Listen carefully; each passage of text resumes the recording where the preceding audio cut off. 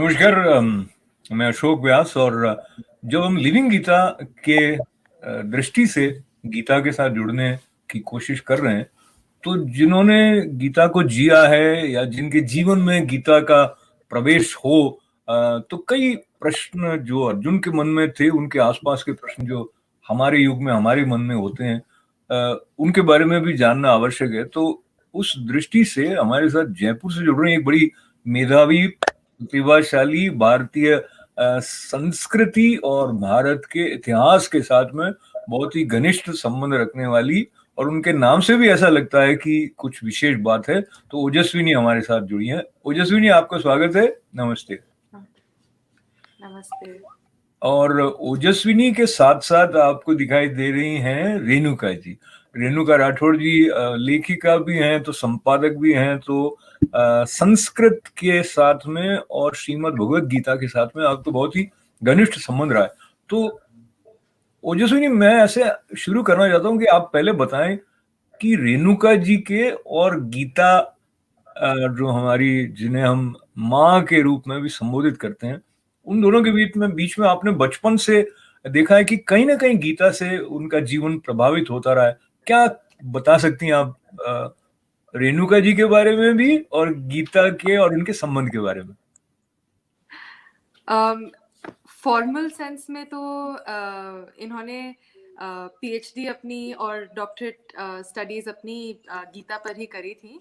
वैदिक basis of Gita योग इनका थीसिस का टाइटल था, बट वो मैंने कभी पढ़ी नहीं है, तो मुझे उसके बारे में खास नहीं पता है। पर मैं आपको इनकी लाइफ में जिस तरह से गीता उतर रही है उसके बारे में ज़रूर बता सकती हूँ। मैंने मम्मा में एक बहुत ही ट्रांसफॉर्मेटिव चेंज देखा है ओवर द इयर्स। बचपन से लेकर अब तक इन टर्म्स ऑफ वो किस तरीके से सिचुएशंस को प्रोसेस करती हैं, किस तरीके से वो रिएक्ट करती हैं या अब नहीं रिएक्ट करती हैं, और फिर उसमें किस तरीके से वो अपना डिसीजन मेकिंग को और प्रोसेसेस को कर पाती हैं, वो इस तरीके से चेंज हुआ है कि बचपन में थोड़ा मम्मा गुस्सा ज़्यादा करती थी जब हम लोग छोटे थे, और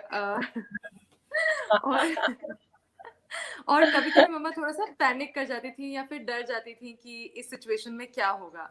पर I think with the application of Gita और उसको जीते जीते धीरे धीरे अब मैं ऐसा देखती हूँ कि मम्मा काफी कामली हर सिचुएशन को डील करती हैं, जबकि इनके अंदर एक है वो पैनिक वाला सीड है, but somehow with the application of all of these things that she's been reading, she has been able to overcome that. और अब वो काफ़ी स्ट्रेंथ के साथ, और मतलब इनर स्ट्रेंथ काफ़ी इंक्रीज हुई है, और उसके साथ और काफ़ी पॉइज के साथ बहुत डिफिकल्ट सिचुएशन से भी डील कर लेती हैं। तो रेणुका जी, आपका फिर से स्वागत करने के साथ साथ ना, मैं अब ऐसे होता है कि हम लिविंग गीता पे बात कर रहे हैं, तो आपके जीवन से ही हम गीता में प्रवेश कर रहे हैं। जैसे कि ओजस्विनी ने अपने बचपन से आपको देखा है और उसने जो रीडिंग किया कि पैनिक आपके अंदर है, वो एक स्ट्रीक, और मुझे लगता है वो कॉमन है हमारे युग में, सबके सामने होता है। कोई घर से बाहर भी जाता है तो हमको कुछ एक हल्की सी लहर आती है कि ये ट्रैफिक इतना रहता है, तेज चलाती है, तेज चलाता है, कुछ भी आती है। पानी की बोतल भूल गए। हम पानी की बोतल भूल गए। तो इस कंटेक्स्ट में जो बात निकल कर आई है, गीता के साथ जुड़कर अपने आप को देखने और अपने भीतर थोड़ा परिवर्तन कह दें या परिष्कार करने की जो एक हमारी सबकी आवश्यकता है, उसके बारे में आप कुछ कहें।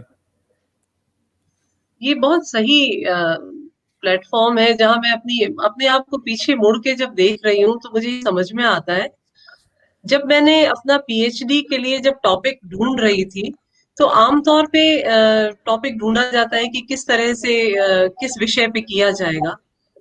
तो गीता को चयन करने का मेरा एक बेस ये भी था कि मैं एक ऐसा विषय चुनूं जो मेरे अपने जीवन में परिवर्तन लाए।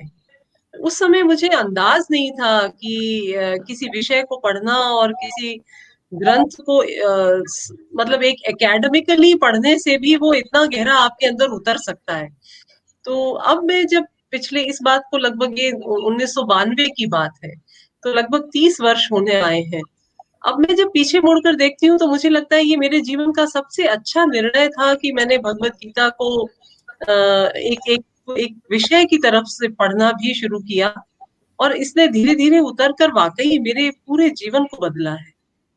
हर वक्त मैं अपने आप को अर्जुन की तरह पाती हूँ कि जैसे पहले मैं अर्जुन के साथ सिंपैथाइज करती थी शुरू में।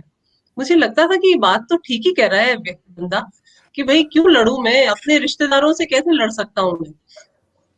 उस समय मेरे मन में ये आया था कि ये ठीक कह रहा है, और कृष्ण उसको ऐसा क्यों कह रहे हैं कि तू लड़ाई कर।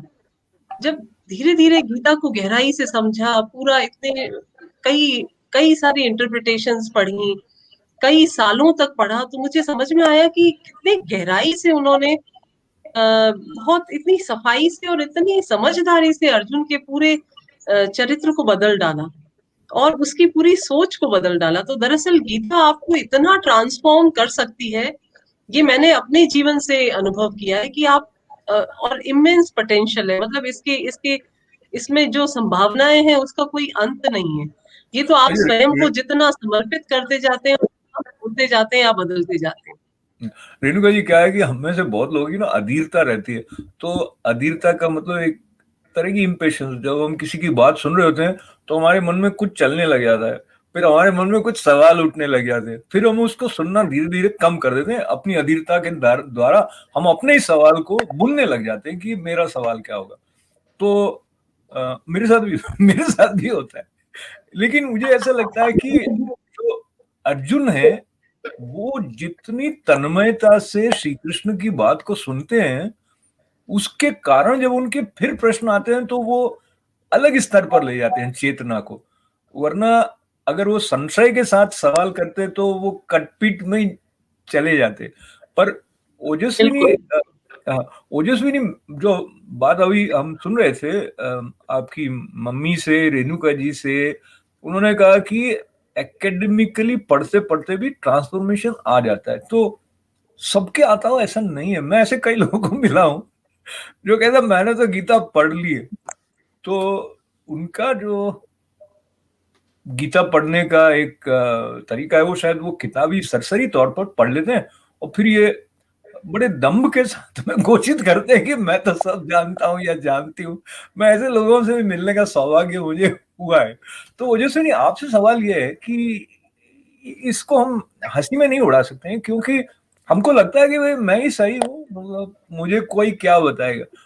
तो गीता के साथ जुड़ने के लिए आपको क्या लगता है ओजस्विनी की क्या ऐसी बात हमारे अंदर होनी चाहिए कि हम उसके लिए थोड़ा खुलापन अपने अंदर रख सकें, और वो कोई पैदाइशी होती है या उसको विकसित किया जा सकता है? आप क्या सोचते हैं?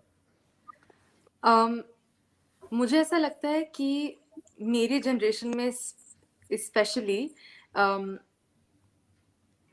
आई गेस ईगो तो हर जनरेशन में हर किसी के अंदर होती है, बट एक इस तरीके की माइंडसेट है कि जो भी हमारे सोच के दायरे में हमें नहीं समझ में आता वो हो नहीं सकता। सही बात है।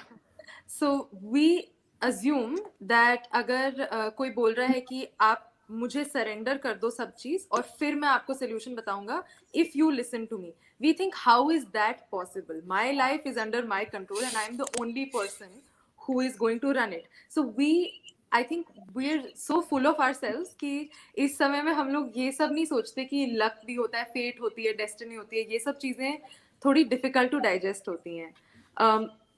पर आई गेस ह्यूमिलिटी टाइम के साथ आती है। इवन जो मैं मम्मा का एग्जांपल दे रही थी उसमें I don't think it's just academic reading that can you know bring that change, क्योंकि mamma was thrown into very difficult situations जिनमें उनको डील करना पड़ा और फिर वो सब चीजें प्रैक्टिकली उतरी। तब तक वो सब नहीं था, तब तक वो सब इंटेलेक्चुअल लेवल पर था, मतलब बुद्धि विलास वाली बातें थी कि हाँ ठीक है ये पता है, पर वो करना तभी आता है जब बहुत ही ज्यादा मुश्किल सिचुएशन आ जाती है और फिर कुछ समझ नहीं आता।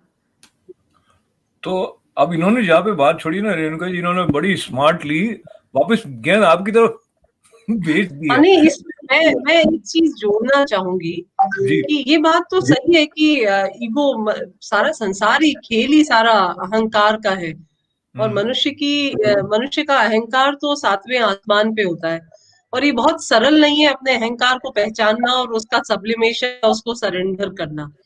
लेकिन दरअसल सरेंडर वहां किया जा सकता है जहां पर आप उस जिसको सरेंडर कर रहे हैं उनकी पोटेंशियल को देख लेते हैं, या उनकी उनकी विराटता को देख सकते हैं।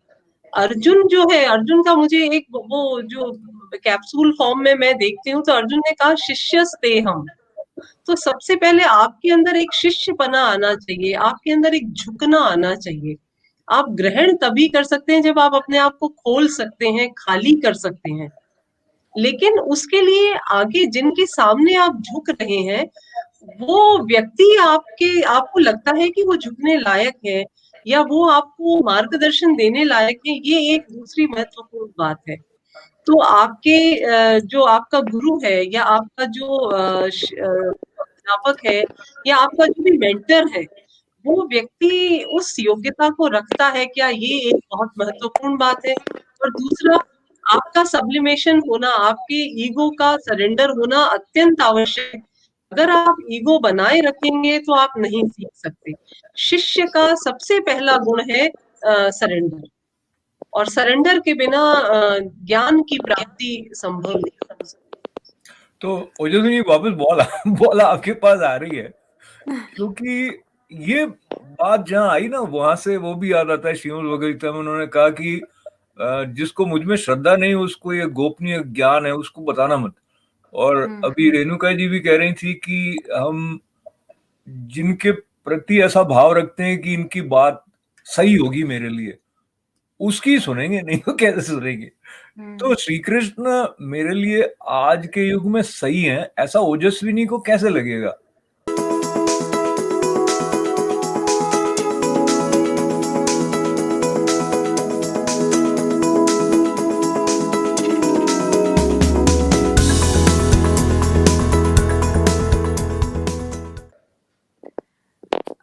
आज हम एक्चुअली इस बारे में बात कर रहे थे सुबह, और एक बहुत ही इंटरेस्टिंग पैराडॉक्स है, या डिफरेंस है हम कह सकते हैं, इन अभी की जिस तरीके से हमें बताते हैं कि किस तरीके से आपको what is a good student today, versus Krishna और अर्जुन के सिलसिले में गुरु शिष्य परंपरा में जो एक अच्छा शिष्य है। अभी स्कूल में आपको बताया जाएगा you have to think critically, which is also essential, मतलब बहुत जरूरी है कि आप क्रिटिकली सोचें, और आप मतलब I guess what I am saying is कि सवाल उठाने में और संशय करने में कितना फर्क है, पहले मुझे ये नहीं पता। और दूसरी बात यह है कि इन टर्म्स ऑफ जो आपने पूछा कि किस तरीके से कृष्ण से रिलेट करें, आई थिंक बिकॉज मैं बचपन से एक्सपोज्ड रही हूँ इन सब चीज़ों को, तो मेरी जर्नी ये रही है कि there was a period where I used to identify as an atheist, और उसके बाद there were several very difficult circumstances जिनमें मुझे कुछ नहीं समझ आया कि क्या करना है, तो that's when I started praying to God. अच्छा, तो ये जो सॉरी मैं इंटरप्ट इसलिए कर रहा हूँ क्योंकि आई कम अक्रॉस मैनी तो ऐसे कह देते हम, लेकिन मैं बहुत बच्चों को कह दीजिए बल्कि युवाओं को जानता हूँ जो आप जिस यात्रा से निकल कर आई हैं वो भी वही है। उनको लगता है कि भगवान होगा, ठीक है मम्मी पापा कहते हैं मैंने ठीक है हाथ जोड़ दिया, बट एक्चुअली होता नहीं है। लाइक उनके अंदर ऐसा यू कैन फील इट कि आप माँ बाप के कहने से मंदिर चले गए या थोड़ा वो हाथ वाथ जोड़ दिया, बट उनको लगता है ये ठीक है इनका टाइम पास है, दैट्स नॉट। तो रेणुका जी आप बताइए, और क्योंकि जब हम श्रीमद् भगवद गीता की दृष्टि से बात कर रहे हैं तो बाद में वो अर्जुन भी उनको ये कहता था कि आपका तो जन्म अभी का हुआ है और आप तो कह रहे हो कि ये मैंने विवस्वान को दिया था। तो अर्जुन के अंदर का जो प्रश्न करता है वो आधुनिक मन के प्रश्नकर्ता के साथ एकदम मिलता जुलता है। और बल्कि मैंने जब पहली बार थोड़ा सा ध्यान से गीता पढ़ी थी तो मुझे लगा रही है ऐसे कैसे पूछ सकते हैं, क्योंकि मैं भी संकोच करता कि कृष्ण अगर मेरे सामने हो, चाहे मुझे पता भी नहीं हो कि वो भगवान है, तो अर्जुन तो बहुत ही मॉडर्न है वो एक्चुअली। यानी वो 5,000 साल पहले भी ऐसे सवाल कर रहे थे जो हम अभी भी पूछने में संकोच करें। बट आपने जो बात बताई है, तो रेणुका जी ये यात्रा आपने देखी होगी इसके अंदर की, ओजस्विनी के अंदर की, तो डिड यू हेल्प हर कोई तरीके से, या बिकॉज एज पेरेंट आपको लगता है कि अरे ये ऐसे क्यों नहीं देख रहा है?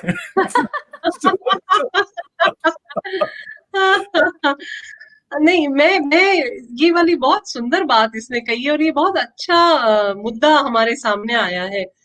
मैं इस चीज का हमेशा स्वागत करती हूँ, एथीस्ट होना, मतलब नॉन बिलीवर शुरू में, क्योंकि पहले तुरंत आप उसको बिलीव कर नहीं सकते।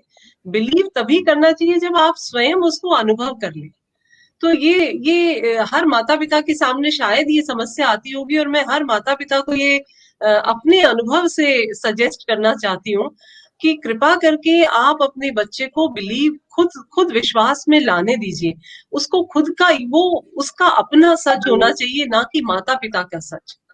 हाँ, ये बात जरूर है कि हम बीइंग पेरेंट्स उनको मदद कर सकते हैं कि तुम इसको इस तरह से देखो, या हम ऐसी आसपास का एनवायरनमेंट क्रिएट कर सकते हैं कि वो धीरे धीरे सहजता से, मतलब सामने जो उसको कठिनाई दिख रही है उसके लिए उसको एक छोटा मार्ग दिखने लग जाए।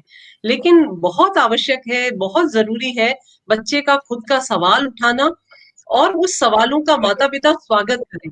और वो बहुत वाहियात प्रश्न हो सकते हैं, आपको मतलब लगेगा कि मेरा बच्चा ऐसे कैसे सोच सकता है, लेकिन वो वाहियात प्रश्न हमें लगते हैं वो उस बच्चे के लिए बहुत जरूरी सवाल है, वो उसकी अपनी, है ना, अंदर की खुद की खोज है वो। और गीता उसमें इतनी मदद करती है। मुझे गीता की सबसे खूबसूरती ये लगती है कि अर्जुन बार बार कृष्ण को वही प्रश्न पूछते हैं, अलग अलग फॉर्मेट में पूछेंगे लेकिन पूछ वही रहे, मुझे समझ नहीं आ रहा, मुझे समझ नहीं आ रहा। कृष्ण ने एक बार भी उसे नहीं डांटा कि मूर्ख तू समझ क्यों नहीं रहा है, पहले बता चुका हूं मैं। एक्चुअली कृष्ण क्या है उसको कि फिर नहीं। ये मुझे ऐसे वो रश्मिता से याद आ रहा है, वो डांटने का काम तो पहले पहले ही कर चुके हैं कि कुतस्त्वा कश्मलविदम, वो सब जो उन्होंने कहा हाँ कि ये अनार्य जुष्ट और ये एक कायर की हाँ तरह हाँ, बोल रहा है और बुद्धिमान की सी बात करता है, और समम अनार्यजुष्टम अस्वर्ग्यम अकीर्तिकरम अर्जुन, है हाँ, ना। हाँ, और लेकिन वो भी उन्होंने यज्ञम, दोस्त के भाव से कहा, है ना, दोस्ती में कहा है। बहुत जिसको कहते हैं पुचकार की डांट लगाई है, ऐसे नहीं कहा कि अर्जुन तो बैठ गया, उसने तो रख दिया धनुष और उसने कहा कि न युद्ध से, लड़ाई नॉट नहीं फाइटिंग। करूंगा, मैं तो बैठ गया, है ना। तो कृष्ण का सबसे पहला वाक्य आता है, वो हंसते हुए कहते हैं ना, अशोच्यान अन्वशोचस्त्वम प्रज्ञावादांश्च भाषते गतासू न गतासूंश्च नानुशोचन्ति पंडिता, जोर से ठहाका लगाया।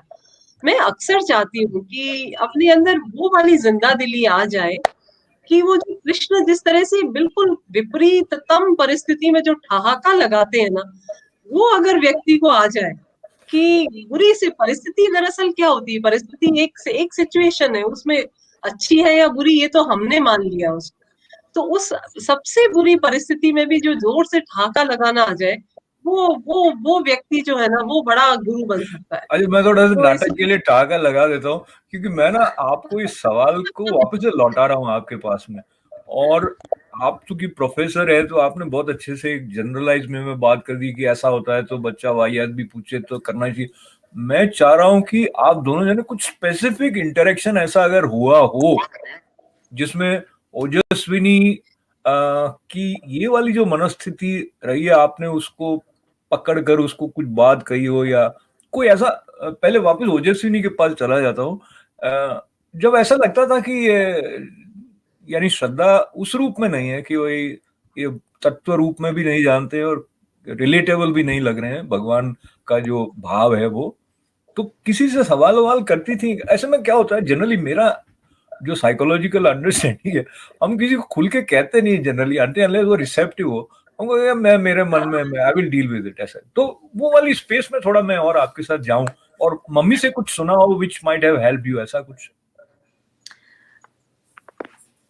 Actually it didn't go from atheism to सीधा मतलब एकदम भगवान होते हैं, जर्नी था थोड़ा, in the sense that mamma काफी समय पहले मम्मा ने विपश्यना का एक कोर्स किया था और वो मुझे उस समय पता था। तो वो कई सालों बाद जब मैं सेकेंड ईयर में थी कॉलेज में, बैचलर्स में, तब तब कुछ बहुत ही मतलब ऐसा ऐसा नहीं था कि फिजिकली डिस्कम्फर्ट या फिर फिजिकली अनकंफर्टेबल सिचुएशन थी, बट जस्ट मेंटली बहुत सारे क्वेश्चंस थे और एग्जिस्टेंशियल क्राइसिस चल रहा था उस समय एक, और तब मुझे याद है कि विपश्यना एक था तो वहीं चलते हैं, और वहाँ जाके मुझे काफ़ी पीसफुल महसूस हुआ. And over the years, when I've come across the different philosophies that all of these religions have, and all of the philosophical sections also have, common ground ये लगता है कि फेथ इंपॉर्टेंट है. अब वो फेथ किस चीज में है वो बदलता रहता है, पर एक फेथ होना चाहिए. और जैसे बुद्ध कहते हैं अपदीपो भव, तो खुद ही अपना आइलैंड बन जाओ. तो वो वहां से मुझे इंस्पिरेशन स्टार्ट हुआ that it's just faith, it's or vibrations. I feel that they also matter, that the sense of a universal energy or energies traveling around you, those are the ideas that I think people my age appreciate at the moment, कि एक कुछ चीज है जिससे आप connect कर पा रहे हो. बट स्पेसिफिक इंसिडेंट्स में तो मम्मा यूजुअली फ्रस्ट्रेट होकर छोड़ देती थी मुझे और फिर I would just figure it out अच्छा, तो ये क्योंकि पिक्चर में क्या होता है, अलग अलग सीन अलग अलग एंगल से देख रहे होते हैं, तो जो इसको लगता होगा कि अब उन्होंने छोड़ दिया, वो भी इतना आसान नहीं होता है, क्योंकि आप अपने आप से एज पेरेंट समझ लीजिए, एज मदर और फादर, आप अपने आप एक खुद से एक लड़ाई चलती रहती है, और कभी लगता है कि मैं फेल हो गया क्या, फेल हो गई क्या. अब इसमें भी भगवत गीता मदद करती है, यानी ये दूसरे एंगल से मदद करती है कि ये जो स्थिति है उसको स्वीकार करना है और हार्मनी रखनी है, जैसा इन्होंने कहा. तो आप इसके बारे में कुछ जोड़े, फिर फेथ पे मैं थोड़ा और वापस आऊंगा. नहीं, ये बात बहुत सही है. दरअसल आप किसी को पूरा पढ़ा नहीं सकते, आप एक सूत्र देकर छोड़ते ही हैं, और वो धीरे धीरे बच्चा जो है उसको प्रोसेस करता है. तो जब आपने बीज डाल दिया, संस्कार इसी को कहते हैं कि आपने एक बीज डाल दिया और आपको पता है कि वो एक समय लेगा, उसका एक साइकिल है उसको समझने का, और वो उस बीज वो धीरे धीरे अंदर उसको खाद पानी मिलता रहेगा और वो धीरे धीरे बनेगा, अपना स्वरूप धीरे धीरे लेगा. तो ऐसे ही जो बचपन से बच्चों के साथ जो हम काम करते हैं, और विशेष रूप से हम जब संस्कृति और इस क्षेत्र में जब हम बात करते हैं, तो आप किसी को पूरा ना पट्टी पढ़ा नहीं सकते, आप धीरे से उसके अंदर डाल के छोड़ दीजिए. आपको बहुत ज्यादा रोज कहने की जरूरत नहीं है. मैं तो ये कहती हूँ, जो लोग मतलब अलग से ना भजन और उन सब का समय, मैं ये कहती हूँ डाइनिंग टेबल पे गीता रख दो आप, और खाने के टेबल पे जब आप वैसे बच्चों के पास कहाँ फुर्सत और कहाँ आपके पास फुर्सत, आप जब भी बैठते हैं कोई एक ऐसा विषय छेड़ दीजिए और उस पर बात कर लीजिए धीरे से, और आप अपना इंसिडेंट बता दीजिए कि आज मेरे साथ ऐसा हुआ और मैंने इसको ऐसे डील किया, और मुझे ये चीज समझ में आई, जो मैंने ये पढ़ी थी पहले, ये मेरे बहुत काम आई. बच्चे के मन में कहीं सब कॉन्शियस में उसके वो चली थी, और जब उसके जीवन में ये समस्या आएगी, तब उसको अपने आप स्वतः स्मरण होगा कि हाँ, ये बात बहुत महत्वपूर्ण थी और ये इसको इस तरह से मुझे करना चाहिए. तो ये एक मैत्री का जो भाव है, ये बहुत जरूरी है, और इसी से धीरे धीरे अपने आप होता है वो. उसके लिए आप वो ना कहीं से उखाड़ के आप पेड़ लगा नहीं सकते, वो तो धीरे धीरे अंदर ही बनता है. ये जो अंदर धीरे धीरे बनने वाली बात है, वो भी श्रद्धा के साथ जुड़ी हुई है. और जैसे आपने श्रीमद् भगवद गीता को लेकर इंटरेक्ट करने की बात कही, तो वो जैसे नहीं, एक सूक्ति जो आपकी मम्मी की बहुत प्रिय है और इनकी कुछ मित्रों को भी वो बहुत यूजफुल लगी है, वो एक है श्रीमद् भगवद गीता की, नानु शोचंती पंडिताः. आप बताइए कि इससे आप क्या अर्थ लेती हैं, और कहाँ आपको लगा कि ये वाला जो वाक्य श्रीमद् भगवद गीता का है, इसने आपको कुछ रास्ता दिखाया या मदद करी, अगर ऐसा हुआ तो? एक्चुअली ये वाला जो फ्रेज है इसका मतलब तो ये है कि जो पंडित हैं या फिर जो वाइज लोग हैं वो कभी शोक नहीं करते, या वो कभी सैड नहीं होते, डिप्रेस्ड नहीं होते, शोक नहीं करते बेसिकली. पर अप्लाई तो अभी तक नहीं हो पाया ये. आई गेस मैं वो पंडित वाली कैटेगरी में आई नहीं हूँ. ये हमेशा उसी समय अच्छा लगता है जब मूड ऑलरेडी खुश होता है, जब एक्चुअल में सैड होते हैं तब ना ये जमता नहीं है, तब तो शोक ही शोक चल रहा होता है. तो ये मुझे कभी कभी ऐसा लगता है गीता में, क्योंकि मैंने पढ़ी नहीं है ढंग से उसको, कुछ कुछ सेक्शंस कभी कभी जैसे मम्मा के साथ भार्गव नाना जी के यहाँ पे जाते थे तो वो डिस्कोर्स होता था तब वहां सुनते थे, पर थ्रू आउट मुझे ऐसा लगता था कि Krishna, I think he is all knowing sure and probably he knows how to do these things, तो वो छोड़ देते हैं ये चीज कि ये कर लो, पर वो बताते नहीं कैसे करना है, शोक कैसे नहीं करे, ये मेरे को नहीं पता कि उस जब वो सिचुएशन आ गई, मान लो आप बहुत ही किसी दुर्गम स्थिति में है तो आप उस समय कैसे शोक नहीं कर रहे हैं, ये कुछ सेंस नहीं तो बनता।